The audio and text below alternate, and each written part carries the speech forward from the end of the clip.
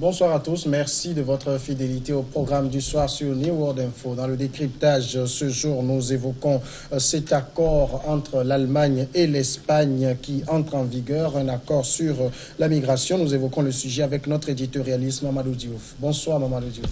Bonsoir Samuel. L'accord entre Berlin et Madrid porte sur la reprise de migrants se présentant à la frontière autrichienne et qui ont déjà été enregistrés en Espagne. Ce dossier a créé une longue crise gouvernementale en Allemagne et à l'occasion de la visite d'Angela Merkel en Espagne, Madrid et Berlin sont convenus d'aider le Maroc, pays de transit des migrants, à obtenir davantage d'aide de l'Union européenne pour le contrôle de ses frontières. D'abord, avant d'évoquer, Mamadou Diouf, le fond même de l'accord, est-ce qu'on peut dire aujourd'hui que le dossier même des migrants est une sorte d'épine dans les chaussures européennes? C'est plus qu'une épine dans les chaussures européennes parce que à chaque fois qu'on évoque cette question des migrants, l'uniformisation que l'Europe essaye de faire au niveau de sa politique étrangère, on se rend compte que les positions ne sont pas du tout les mêmes. Quand on prend le cas de l'Allemagne, ça devient pire parce que Angela Merkel est en train même à l'intérieur de son parti, à l'intérieur de l'Allemagne, de rencontrer des difficultés à cause de cette question de la migration. Est-ce qu'il faut y ajouter ces navires, comme on le dit maintenant, errants au niveau de la Méditerranée, où chacun dit à l'autre pays, il est plus proche de ton pays d'un point de vue kilomètre, c'est toi qui dois prendre. Ça veut dire qu'effectivement, cette question de la migration devient un véritable problème aujourd'hui pour les pays de l'Union européenne. Alors, cet accord entre l'Allemagne et l'Espagne, qu'est-ce que l'accord enferme? Pas grand-chose, malheureusement. On a fait une publicité extraordinaire.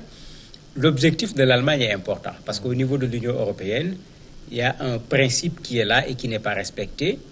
Le principe, c'est que quand les migrants rentrent par un pays, s'ils sont enregistrés au niveau de ce pays, s'ils demandent l'asile quelque part et qu'ils ne l'obtiennent pas, les migrants doivent être renvoyés dans le pays d'où ils ont été enregistrés.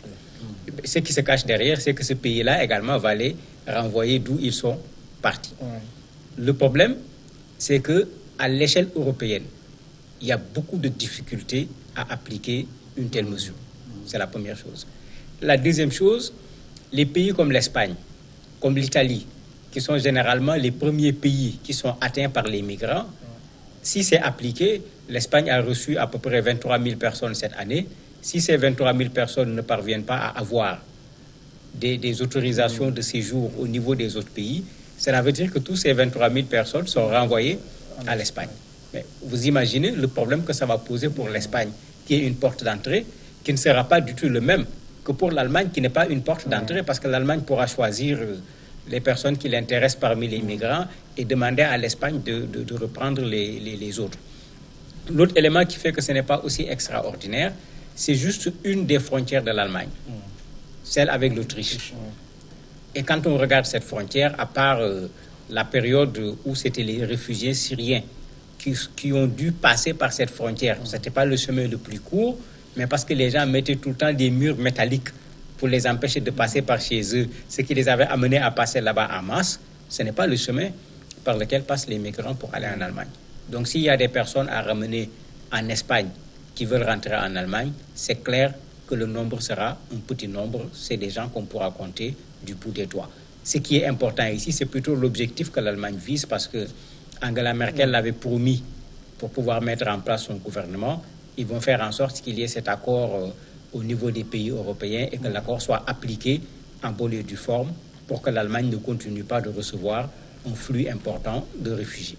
Mais comment comprendre aujourd'hui que la gestion même de ce problème migratoire est très compliquée pour l'Europe des 27?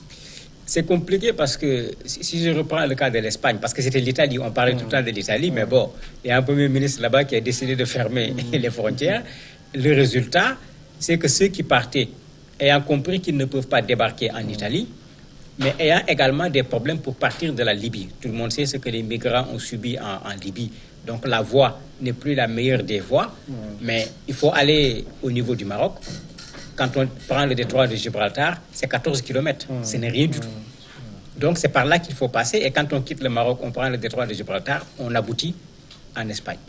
Ça fait qu'au niveau de l'Espagne, aujourd'hui, ce problème que l'Italie posait auparavant, a été transféré au niveau de l'Espagne parce que la Libye devient un peu plus loin, on ne peut plus accéder à l'Italie. L'Espagne devient maintenant la source des problèmes. Et c'est pourquoi l'Espagne est intéressée par cet accord.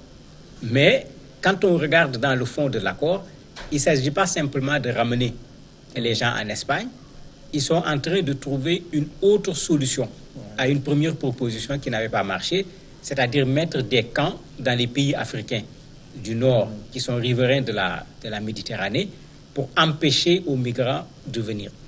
Puisque ces pays n'avaient pas accepté, l'aide avec le Maroc, que le Maroc a d'ailleurs commencé à appliquer, consiste à venir ramasser ceux qui sont au bord de la Méditerranée, de les ramener vers le sud, très loin, pour les empêcher de pouvoir partir.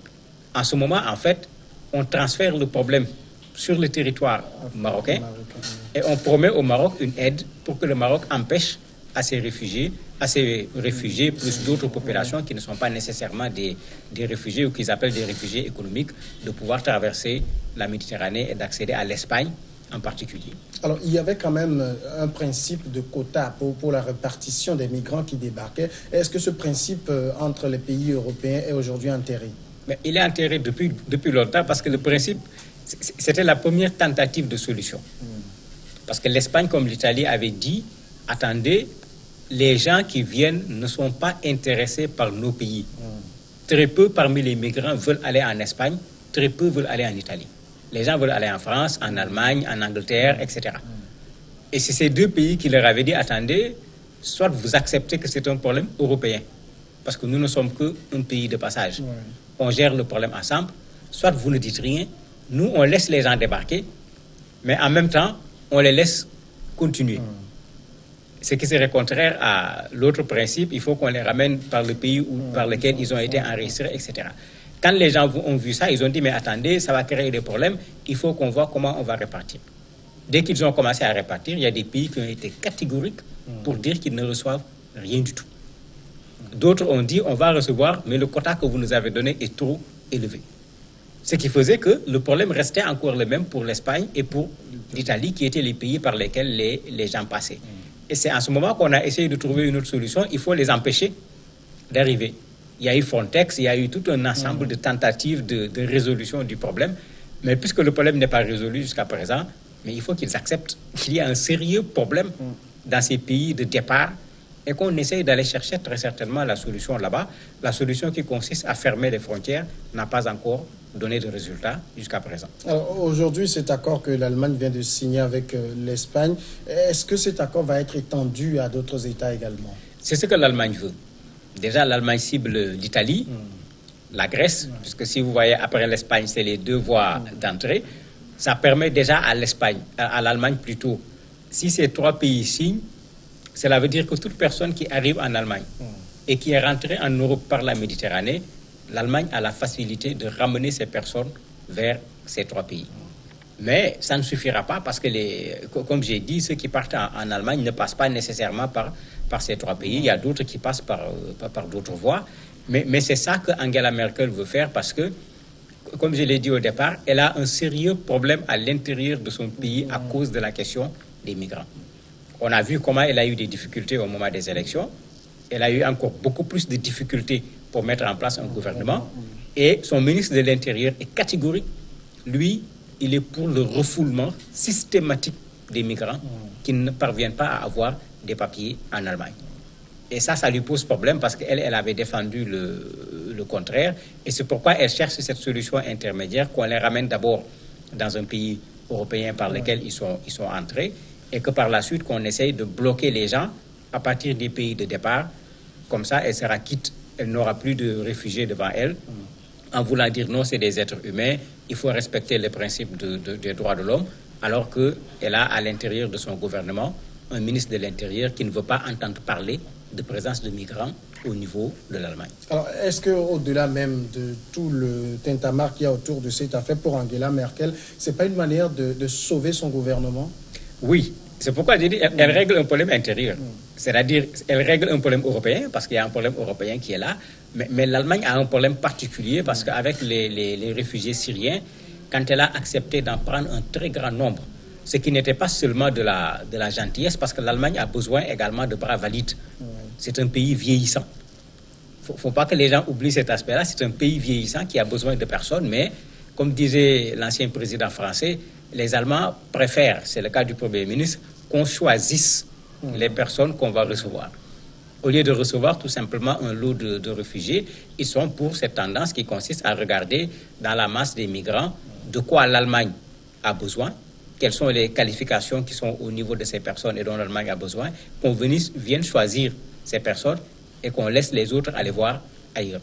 Donc elle a besoin de ce truc-là pour une question de politique intérieure, parce que jusqu'à présent, le ministre de l'Intérieur de l'Allemagne n'a vraiment pas du tout changé de position. Ils ont même commis des erreurs en renvoyant des migrants dont la procédure même n'était pas encore terminée sur le plan juridique. Quand ces migrants ont porté plainte, on a demandé à l'organisation qui se charge de ces migrants de les ramener aux frais de l'organisation le temps que la procédure juridique se termine pour qu'on sache est-ce que c'est des gens qui vont rester ou pas avant d'entamer une procédure d'expulsion. Donc elle a vraiment besoin de résoudre ce problème-là pour des raisons intérieures. Alors aujourd'hui, la question même de la migration en Europe, est-ce que ça ne fait pas le jeu de l'extrême droite? Mais bien sûr.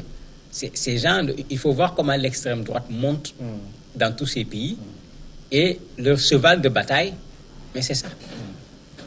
À la limite, ils parlent d'envahissement de leur pays. Et ils vont très loin en disant non, c'est des gens qui viennent, qui n'ont pas de travail, ils vont venir nous créer des problèmes. On y ajoute même, puisqu'on est à l'heure du terrorisme également, ce sont des terroristes potentiels qui vont poser un problème de sécurité intérieure, mais ils créent une véritable phobie au niveau de l'espace européen avec cette question de la migration. Et à chaque fois que, malheureusement, un des migrants commet une erreur, ils en profitent pour faire une communication extraordinaire, de sorte que les Européens sont en train d'avoir peur même de ces migrants, alors que certains parmi eux ne cherchent que la possibilité de pouvoir vivre dans des conditions meilleures, parce que les pays desquels ils partent sont des pays dans lesquels ils n'ont plus l'espoir de pouvoir trouver leur compte dans ces pays-là. On voit beaucoup l'Allemagne qui est au front sur cette question, mais que fait la France? La France a un jeu typique qui est toujours le jeu de la France. Rappelez-vous le problème de l'Aquarius. Il y en a un autre actuellement en cours qui est en train d'être réglé pratiquement. Mais la France avait demandé à l'Espagne d'accueillir. Vous vous rappelez la réponse qui leur avait été donnée. Les gens leur avaient dit, mais ce n'est pas la peine de demander à quelqu'un d'accueillir, vous n'avez qu'à directement accueillir. Et c'est ça le vrai problème. Finalement, pour faire également bonne presse, quand on a accepté d'accueillir le navire, la France est allée pratiquer l'immigration choisie. Venir dire parmi ces personnes quelles sont les personnes qu'on peut prendre et combien de personnes la France a pris. Donc, la France est dans le même problème. N'oubliez pas que Marine Le Pen est là et elle ne rate jamais l'occasion d'en parler. Même si les migrants sont dans un autre pays que la France, imaginez si la France recevait un navire de migrants, qu'est-ce que Marine Le Pen va dire par rapport au président Macron? Donc la France est dans la même situation que l'Allemagne, bien sûr pas à l'intérieur du gouvernement, mais avec une extrême droite qui est là, qui est très vigilante et qui n'hésite vraiment pas à taper sur les migrants pour faire sa promotion.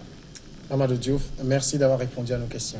C'est moi qui vous remercie. On va marquer maintenant la pause et on retrouve l'invité de ce jour.